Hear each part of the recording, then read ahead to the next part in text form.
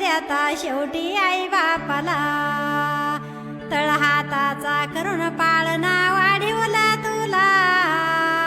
तळहाताचा करून पाळणा वाढीवला तुला म्हातारपणी काम येईना आई बापाला म्हातारपणी काम येईना आई बापाला 9 महिने